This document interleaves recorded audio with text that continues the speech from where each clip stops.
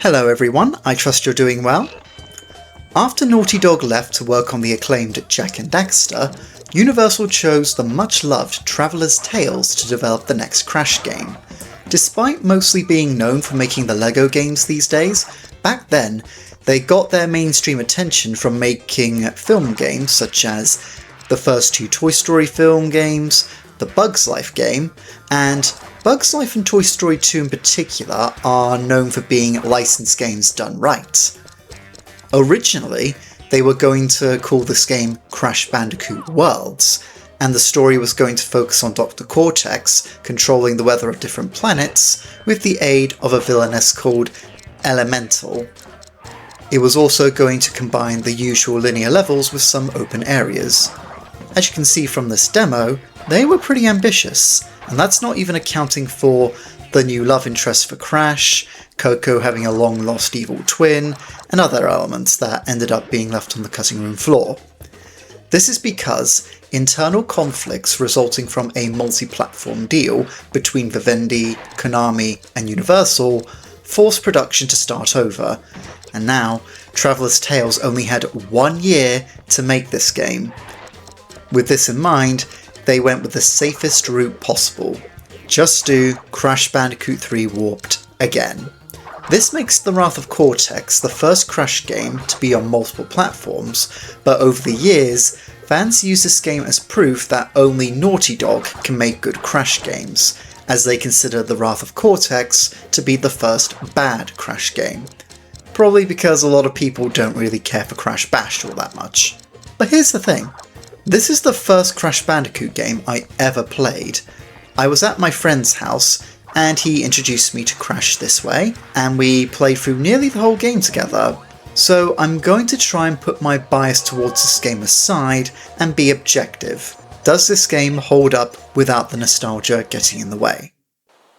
I was originally going to use the Xbox emulator, Zemu, for this one, because I had an Xbox growing up, and it's usually considered to be the best of this generation's consoles due to its best performance and presentation. But sadly, when I got it running, the game was too zoomed in, and Zemu's website has not updated this bug yet. So I'll be playing the PlayStation 2 version using a different emulator called Pt.6. Also, I'm aware that channels, and I believe Cadicarus was the first, tend to review this game by looking at each level in order, because the variety in gameplay is more noteworthy here than it was in Crash 3 Warped.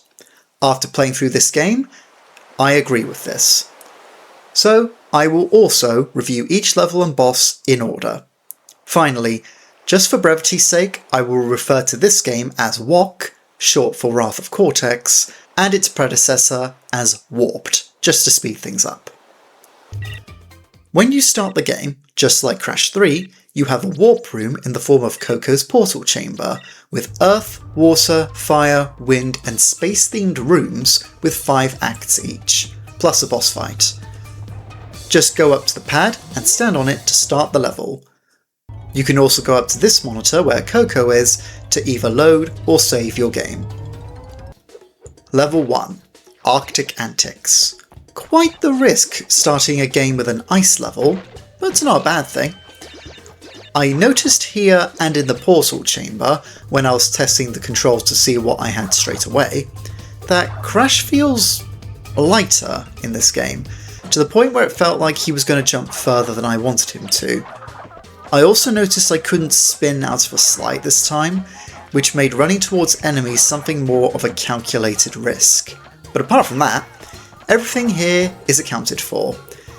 Grab the crystal on the way to fight the boss, break all the crates for a gem, collect 100 Wumpa Fruit or a life token for an extra life, you can bounce on a bounce crate 5 times, and Aku Aku will protect you from damage. But there are some differences. Aku Aku's invincibility, for example, will only last 10 seconds rather than 20. I also felt the high jump was very slow. It didn't really feel like I was going any higher. Another change is with the death routes. That change being they contain all the coloured gems this time, which makes sense I suppose. You want the secret paths? Get to the death roots without dying. But this does also open up an exploit. You can die on the death roots after getting the gem at the end, instead of exiting the level, and you'll keep it. On the one hand, this helps the player out since they know when there's an extra gem slot in the warp room, and it means they can try and get everything in one go. But on the other hand, it kind of makes the death routes redundant. Take this later level, for example. I went in here because I thought there was something hidden back here, but there wasn't. I think it would have made more sense to just get rid of the death routes and hide the gems in different levels, with clues in the background. Yeah, you may have noticed that I didn't really talk about this level much because apart from the ice physics, it's the first level, it's just there to get you used to the game. Level 2, Tornado Valley. Our first flying level, and it's an improvement over Warped, all thanks to just letting you dodge roll with the triggers instead of one of the face buttons. Much more comfortable. Just like in Warped, make sure you shoot all the balloons first for the crate gem. Fun fact, the villains from the opening cutscene, Tiny, Dingodile, Engine and Entropy, are flying the airplanes. They also drive vehicles in other levels too, so keep an eye out. Since I didn't need the speed shoes for the vehicle levels, I made sure to do these time relics first because like with Warped, you need all 25 time relics to get all 5 bonus levels, but we'll go over those at the end. Level 3, Bamboozled. Another gameplay style, and it's a new one, the Atmosphere.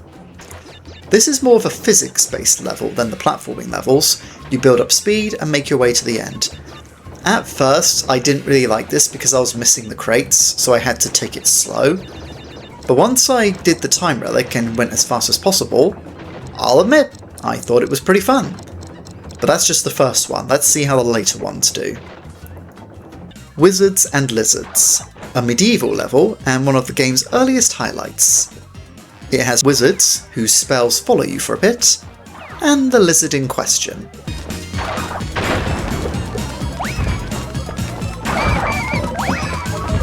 Again, I managed to get everything on the first go because I exploited the death route.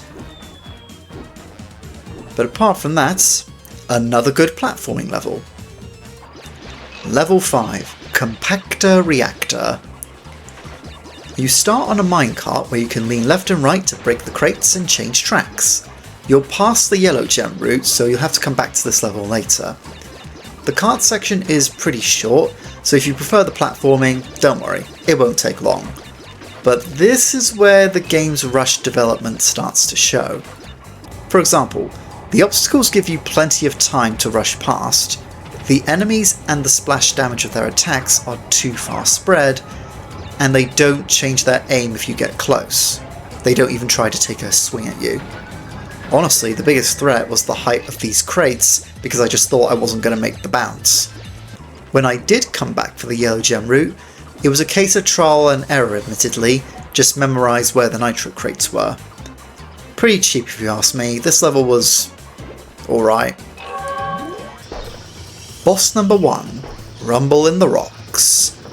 Crunch uses Rocco, the Earth Elemental, to create a boulder shield that burns upon contact, so you have to hit the rolling rocks to turn them blue.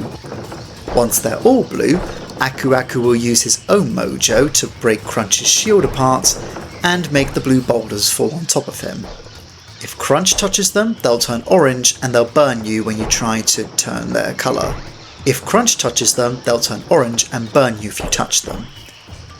Surprisingly, a lot of people say they struggle with this first fight, but it's pretty easy once you realise you can just use the map. You're the green dot, Crunch is yellow, the rocks are grey, they turn blue for you and red for Crunch. So ignore what's happening on screen, just focus on the map. Once you beat Crunch, you unlock the notorious Sneak Shoes. I'll explain why that is in a bit. Level 6, Jungle Rumble. I would say this level looks nice, but there's this off-putting blur effect, it's really not nice. Maybe it's because my emulator was on my 1440p monitor and OBS was set to 1080p instead, but for one reason or another, the level just looks like someone smeared Vaseline on the screen. As for the level itself, it's fine. It's got a few nitpicks though. Along with the more open space making the enemies a bit too easy to deal with, there's a monkey in the background that just won't stop screeching.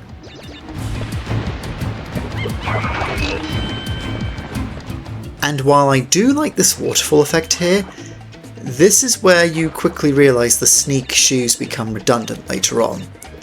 As you can see, holding down the left trigger will make Crash sneak. Basically, he walks over nitro crates without setting them off. It's far too situational, to the point where you only use it, if I remember correctly, 4 or 5 times, all of which are in either bonus rounds or death routes. And once you get your Death Tornado spin and double jump from warped back, you can just glide over all of these. And it gets even more redundant when you get the Fruit Bazooka, because then you can just destroy them, but I'm getting ahead of myself. Apart from these weird cartoon tribesmen who look recycled from another game, the level ends with a chase in a 4x4. It automatically moves forward, so you hold jump to speed up and you can steer left and right. Out of curiosity, when I lost a life here when trying to get the crates, I decided to not hold jump to see if I could still do it while going slowly. While I got pretty far on the first go, the second go saw me get crushed by the rhinos, so I had to speed up in the end. Otherwise, the 4x4 controls just fine. In this level at least, more on that later. I managed to get the crates without issue and the gem was mine. Overall, this level was alright. Level 7. Seashell Shenanigans. Unlike Warped, where you could grab a jet sub after swimming for a bit, Wok has a yellow submarine. And I absolutely hated this. First of all, when you swim, it's much heavier here than it was in Warped. Even spinning doesn't turn you around quickly enough. Just grabbing Wumpa Fruit and trying to go in a straight line made me feel nervous when trying to blow up the TNT. But at least the swimming is bearable compared to the Beatles reference. This yellow submarine fires missiles with the spin button and drops mines with the jump button, but it's not very reliable because of this third position when you're turning around. This makes it so that you can't fire backward in an emergency, something even the jet sub could do, and I will admit, unlike the jet sub, it does stay still and doesn't automatically move forward, but this just made me want to go as slow as possible and spam the missiles, since fish and mines are very easily hidden and you just can't move or react fast enough. To top it all off, this level was long, cramped, slow and clunky. I even missed a few crates because I was just so on edge the whole time. Yeah, I did go back and find the crates I missed, but this was easily one of the worst levels for me. Level 8. Banzai Bonsai. For those of you who prefer Crash 1's more simpler gameplay, good news! Coco is here to fill the void. Her moveset is smaller than Crash's, she has the spin kick, she can perform a stomp, and the slide button will make her do a sweep kick, but she can't move while using it. This means she can't do the slide jump or the high jump. She also can't use power-ups such as the Fruit Bazooka, or the double jump, or the Death Tornado spin. Despite Crash 4 retconning this to have her do everything Crash can do, if you buy that Crash 4 takes place before the Wrath of Cortex, I actually really liked this level. One highlight was this top-down view. Yeah, it was short, but I liked it. When you come back with the red gem, you can get a more powerful body slam at the end of the route. But this power-up is pretty useless because I forgot I had it, and it was so close to the end of the game because you get the red gem relatively late. Aside from that, Coco has one of my favourite levels in the game. Pretty good first impression if you ask me. Level 9. That sinking feeling. Another flying level, but this one's hindered by the Firefly's weapon of choice. Unlike Tornado Valley, which gave you an automatic weapon, you have to hold the jump button to lock onto a target, and when it turns green, you have to let go to launch a missile. On its own, this is fine, but along with sinking some battleships and avoiding planes, Dingodile learned how to clone himself because he's not only one of the pilots, but he's also on this machine gun mounted speedboat, and he'll take shots at you every chance he gets. It's very easy to have your health disappear in seconds, and there are only 12 balloons, though some give you lives along with health, so as long as you pay attention you should be fine. I don't think this level is bad, I just think it was made harder than it should be because of the weapon choice. Luckily the time relic is very generous. How generous? I didn't pop any balloons, and I still got a gold relic. Neat. Level 10, H2O no. As in, oh no, not another submarine level. At first, you're only in it for a minute, maybe not even that, before you jump out to do some platforming. The first 3 fifth areas are just Cortex bases with a vehicle gimmick, but luckily the latter 2 drop this. The main obstacle here is the electric water. You have to jump over it using these narrow crates, though there were some that I had to come back to after getting the double jump, but I thought this was a good upgrade from the last platforming levels, which really makes me think that if the submarine wasn't here, we could have gone further with this idea. Still, I enjoyed myself in this level. Boss 2, Drain Damage. It's kind of embarrassing how many times I had to do this boss. On paper it's simple. Crunch will start by firing blue water waves at you that you have to jump over. After you hit him, he'll add green waves, which you have to duck under, and after the second hit, he'll summon water columns between the platforms. 3 attacks with 3 easy counters. Simple enough, but the platforms will sink if you stay on them for too long, and it was weirdly satisfying completing this because the speed of this makes it surprisingly hectic. Not too bad though, and I did get the double jump at the end, so I could go back and get those crates from H2O. An alright boss, but nothing too spectacular. Level 11, the Gauntlet. This castle level is even better than the first one. Everything ups the ante. The obstacles are better placed, such as these rotating maces and swords, and there is a death route that makes you focus on running under the maces at the right time, and to avoid the trapdoors, you have to jump onto them so you have time to wait for the mace to spin. Though there was this weird camera zoom here, I don't know why this is here, I must be honest. And if you pay attention to the Wumpa Fruit, you'll find a hidden area with some crates and the bonus round. All the platforming levels so far have been pretty good. Level 12, Tsunami. Another Coco level. I accidentally screwed myself early on because I had 3 Aku Aku masks, and I broke the crate I needed. Yeah. Well, after I corrected that, you just do some platforming, not too bad. But then you have to use Coco's scooter to outrun a tidal wave. I thought you had to mash the slide button to go faster, but no, you have to hold the slide button, something I didn't realise until I was nearly swept away. It was a bit pointless if you ask me. Why not just have Coco move at her top speed always so you can just focus on the steering? Here's a little hint with the crates. Much like the dragon in Wizards and Lizards, the tidal wave will break them for you, but when you do the time relics, if you don't break them yourself, it won't count. So make sure you break the crates during the time relics or you won't get the seconds you need. A short level, but it's made up for with the blue gem route at the end, which is easily the hardest bit. Not because it's badly designed, you just balance on the narrow crates like in H2O, but it's because of the dynamic camera. It shifts up and down with you whenever you jump. There's a reason why the earlier games used a fixed camera, so you could focus on your drop shadow and see where you were going to land. It was also here that I learned that unlike the bonus rounds, you still lose lives in the death routes. Yikes.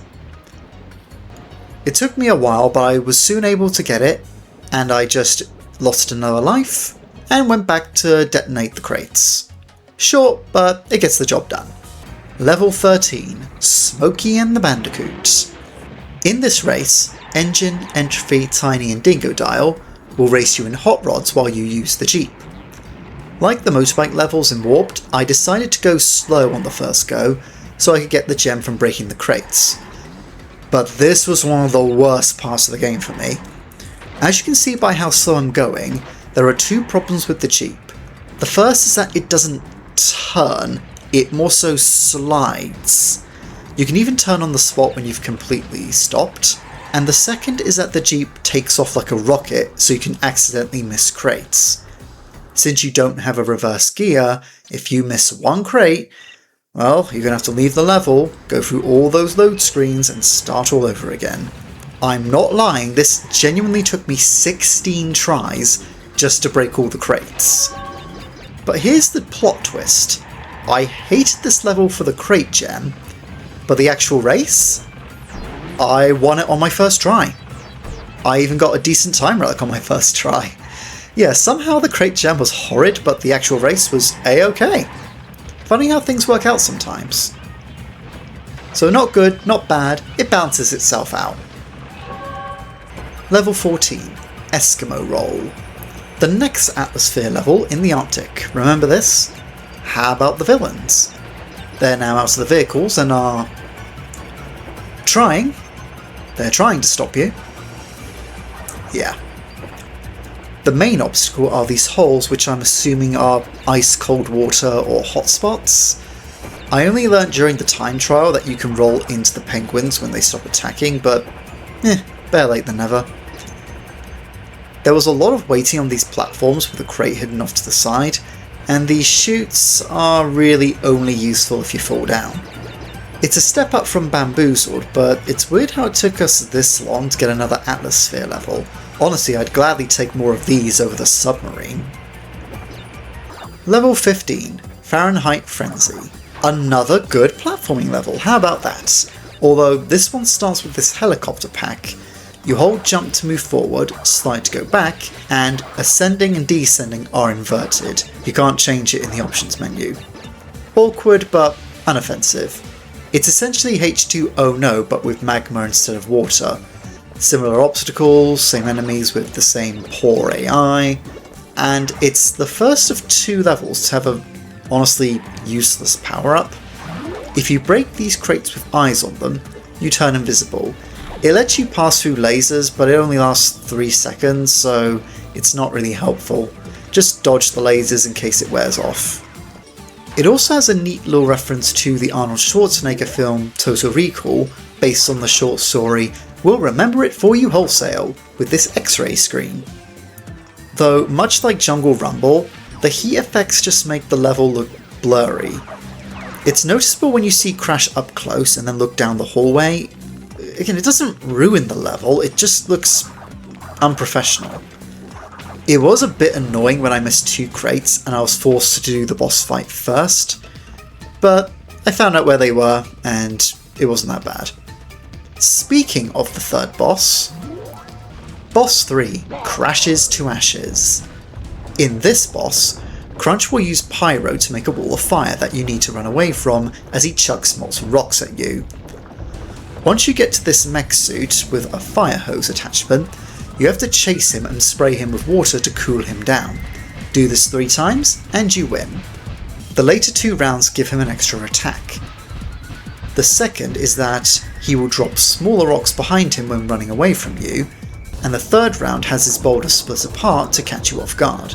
Fun fact, if this mech seems like it comes out of nowhere, that's because this was supposed to be the 4th boss fight, not the 3rd one. The game's files even confirm this. I'll go over it more when we get to the story video, but just a tip for now, I wondered why my water wasn't working at first, but I quickly noticed that you slow down when spraying.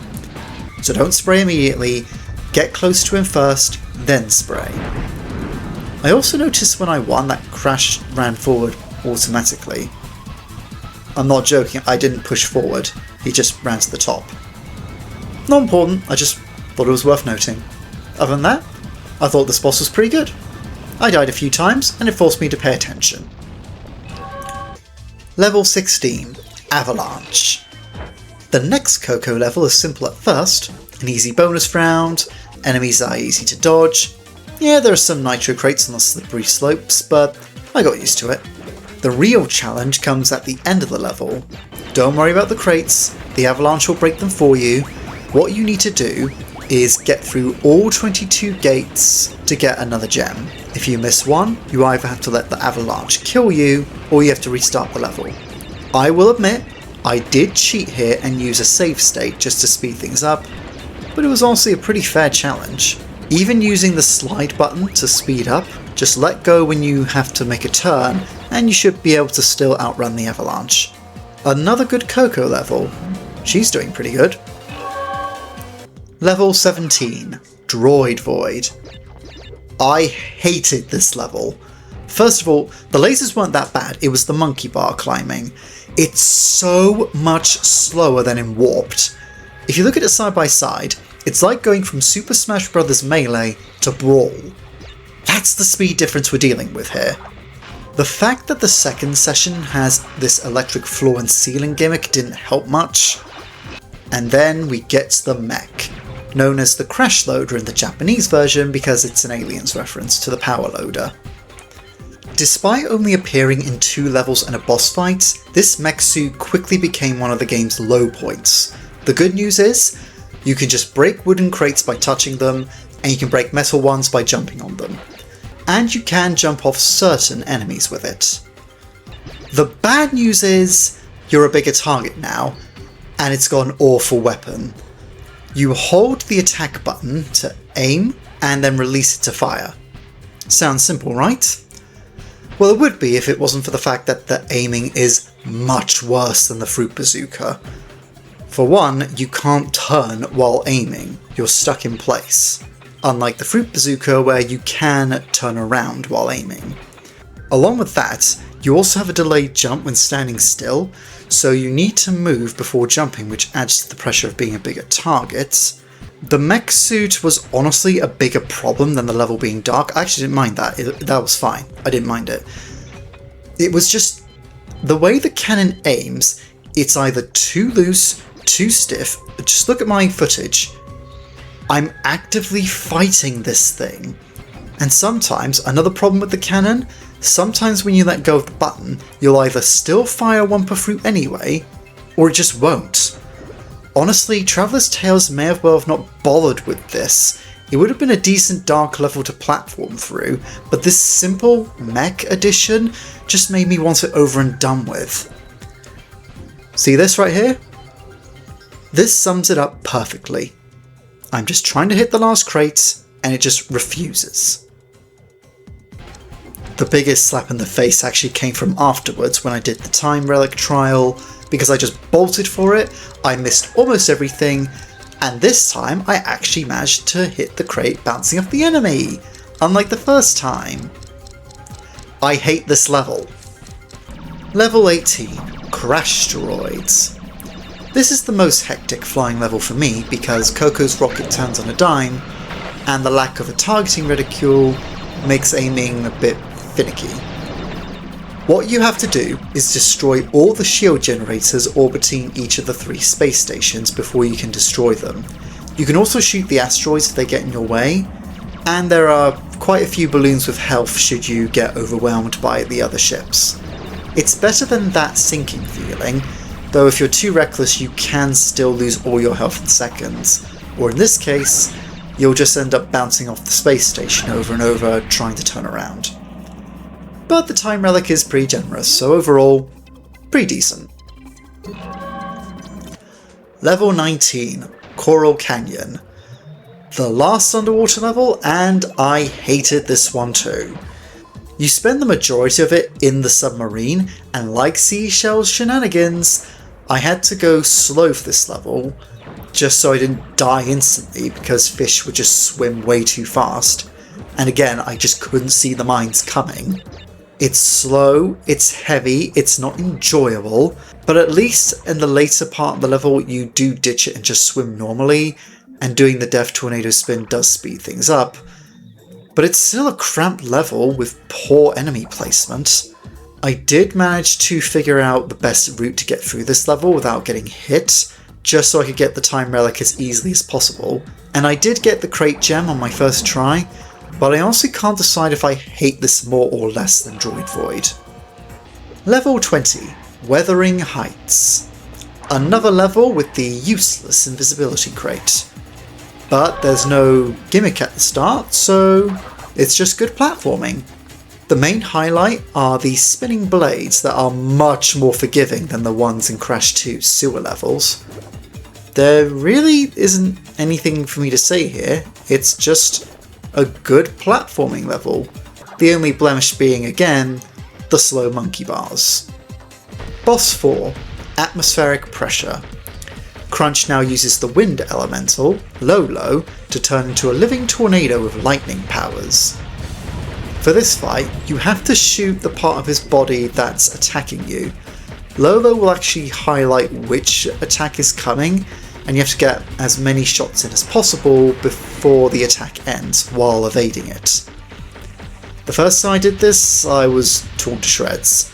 So the second go, I decided to be more patient with it, and I was able to clear it, but only just with a bit of health left. Even with this attack telegraphing where the safe spot was, dodging will be key here, so remember you can do that in this game. Probably the best boss fight in my opinion, since it still nearly got me at the end, especially with that right hand beam attack. That one was pretty bad. Level 21, Crash and Burn. The visuals here are striking. This is what the demo level is fully realised. The intense volcano you climb up with the flowing magma, the tumbling boulder here near the death root, the trees burning and villages in distress, and these geysers near the end that fire red hot rocks. There are also some dive bombing parrots, which are strange. And I did miss the death route on my first go, but doing it again gave me a chance to show off the fruit bazooka.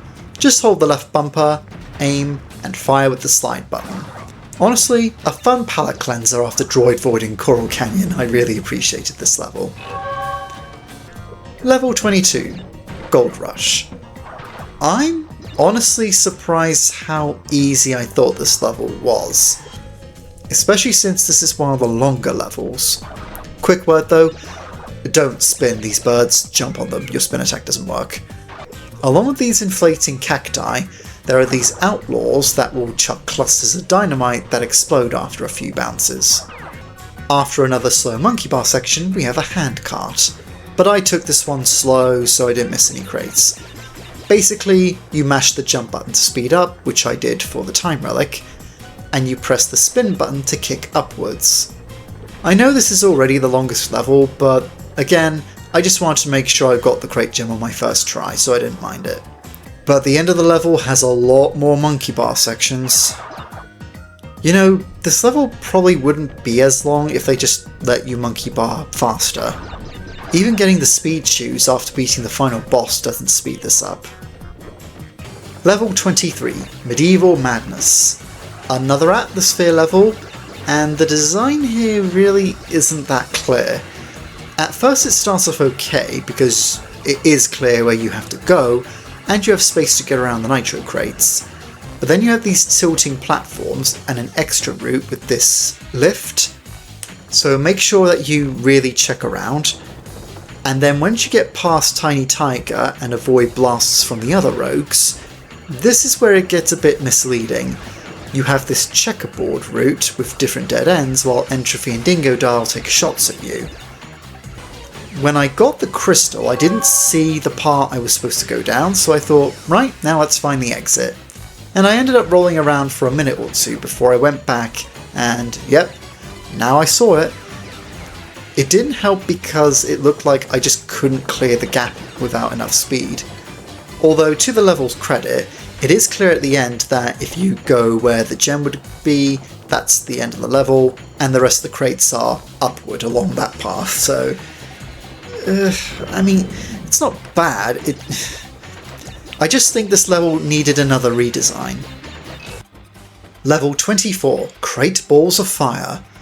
Starting off bad, more slow monkey bars, some rotating platforms akin to Crash 2, and... okay, I won't be too down on this. It's not as bad because you're mostly just running away from this explosion, and it destroys the crates for you, which, again, just makes this entire mech thing just pointless. Just replace the metal crates with regular ones. Then after that, you just follow the hallway to the end. I mean, yeah, it's better than Droid Void since there's less shooting and it's shorter, but again, just like, we did not need the mech suit in this game. Level 25, Cortex Vortex. Much to the surprise of no one, another good platforming level. Despite the lasers going up and down, the platforms beneath electric traps, electric floors, and plasma fields, the hardest thing for me, and I actually find it funny now that I watch the footage back, was trying to land on the green gem platform. In my defense, I'm not very good. I did give up on Crash Bash after all, but I am good at getting this crate with a high enough double jump. Just a high jump, then double jump, and I still get it. The only other neat thing is that the gem route has you use the sneak shoes in 3D. And it's the only time you do this in 3D, so I guess it justifies it a bit more. The main route has you use Aku Aku for all these nitro crates in case you didn't get to use them enough. I don't know, that's all I can really think of. Again, it's just good platforming overall, nothing really to complain about. Before we get to the final boss, because you have to beat him once to get the speed shoes, then you have to beat him again after getting all the gems, I'm going to go through the time relics and bonus levels first. The only time relics I didn't enjoy were the underwater levels, obviously, and Gold Rush because of the slow monkey bars. But as I mentioned earlier, I found the mech levels easier because in rushing through, I just ended up dodging most enemies and obstacles, or used Aku Aku to tank the damage. I honestly don't know if that's a good thing or a bad thing. All I will say about the relics is that this time, as I already mentioned, I did the vehicle ones first since they were short, and as with Warped, WoC only requires the Sapphire relics. The Gold and Platinum relics are just bragging rights. In the end, I got 10 Sapphire relics, 13 Gold relics, which surprised me, and 7 Platinum relics, which I think is more than what I got for Warped actually. So that's 30 relics in total, including the bonus levels, just because I didn't want to risk doing the final boss again, and not being told, oh yeah, you needed the relics as well when the cutscene doesn't mention them. Speaking of which, let's go over the 5 bonus levels now. Now remember, you need all 25 previous relics to unlock all of them, and to do the last 5 for all 30 relics. Bonus level 1, Nighttime. No joke, this is just the gauntlet again. Same level layout, same hazards, same enemies. The only difference is that you're playing as Coco, and you have to follow this firefly through the dark. Given the simpler moveset, this did mean I couldn't just rely on the double jump and slide jump. Then again, you could argue that it was more fun because I couldn't just cheese this level and I actually had to platform. Although don't forget to grab this hidden gem near the halfway point. I already liked the gauntlet, so this was inoffensive. I'd say it's a positive. Bonus level 2, Ghost Town. A unique level in that you're racing Crunch in the minecarts, and you have to do 3 laps of the track while picking the best route to stay ahead of him. And each time you lose and restart, he chooses different routes every single time, so don't think you can memorize a pattern with this. Lean left and right to switch tracks and break the crates just like Compactor Reactor, which is strange how this was all the way back in level 5 and we're only bringing it back this late. But to get the first gem, like I said, you just have to win the race, but me being me, I decided to go for both it and the crate gem. Given that there are 3 laps and Crunch changes which routes he takes every time you lose, I had to memorize the patterns for the crates and hit the exclamation crates to make the detonation crate appear on lap 3, but after a while, I didn't mind this. It's fine, it's whatever. The time relic was easy since I knew the crates off by hand now, and I just did what I previously did to beat Crunch despite him going a different route. And yes, I checked. It's true. You can beat Crunch by putting down the controller and doing nothing. Oh, I'm glad I recorded this. This actually made me laugh. Bonus level 3. Ice Station Bandicoot. Like the last bonus level, the helicopter pack was only seen in Fahrenheit Frenzy, and they're only revisiting it now near the end of the game. It's another race against a polar bear on a magic carpet. Okay. And you have to fly through rings while finishing first place to get the gem, and you pop the balloons for the crate gem and the detonator. The collision of the rings was annoying and it got cramped with how big the bear is, but I didn't mind this. It was alright for what it is. Bonus level 4, Solar Bowler. The final Atmosphere level, and it was a bit confusing. Along with the lack of rails to stop you from falling, the tilting platforms can shake you off, and there are some misleading chutes, one of which leads into nitro crates if you don't slow down. Again, I found the time relic challenge easier since I figured out the best route, and I forgot to record getting the hidden gem. Sorry about that. Bonus level 5, Force of Nature. The final level, and it's another Coco one, and another snowboarding one. You break all the crates while heading downhill, and keep an eye out for the bonus gem. You know, they really could have just ditched the underwater levels and made more snowboarding levels, couldn't they? I mean, the snowboarding, the atmosphere, the minecart, the helicopter pack, they were all perfectly fine, just get rid of the underwater levels, they're not needed. So yeah, seeing as how nice this level was, I just took it slow, just to get rid of the stress. Even the time relic, when I held the slide button to go faster, it wasn't that bad. So Coco Bandicoot, well done, I enjoyed every single one of your levels. Right, now that you have all the gems and time relics, fight the final boss again for the true ending. The final boss, Crunch Time. Man, this was such a letdown. Rather than fight Crunch directly, he jumps on 4 buttons to make the elementals either summon meteors, alight the floor, control lasers, or toss flash-freezing ice balls from these chutes. But as you can see, there's an exploit by standing on the pipes in the background. With the exception of the meteors, which will follow you, you can dodge the other 3 attacks just by standing up here. In Dylan the Night Owl's video, he revealed that the Xbox version of the game fixed this, so it's considered the better version because of that. But as I mentioned at the start, Zemu hasn't fixed the zoom issue yet, so I just stuck with this one. Once Crunch is tired, you have to quickly shoot him before he recovers, and he will break free from Cortex's control for a bit to punch him. Then you can either slide or spin into him. Do this 4 times, and you get the speed shoes on your first try, and you win the true ending on your second go. Alright, now that we've gone through every level, here are the results. Out of the 30 levels, which includes the bonus levels, I liked 18 of them, including almost every platforming level, and all of Coco's levels. I actively hated 4 levels, Seashell Shenanigans, Droid Void, Coral Canyon, and Crate Balls of Fire, and I thought the other 8 levels were fine, whether because it was fun but breaking all the crates wasn't, because the level was too slow or easy, or because the time relics actually made the level easier when you're just bolting through it. At the high end, including the levels I thought were fine, that means that 86.67%, or 87% if you want to round it up, is good. But that's probably too generous, so the low end, 18 out of 30, means I thought 60% of the game, more than half, was fun. That's still a victory in my mind.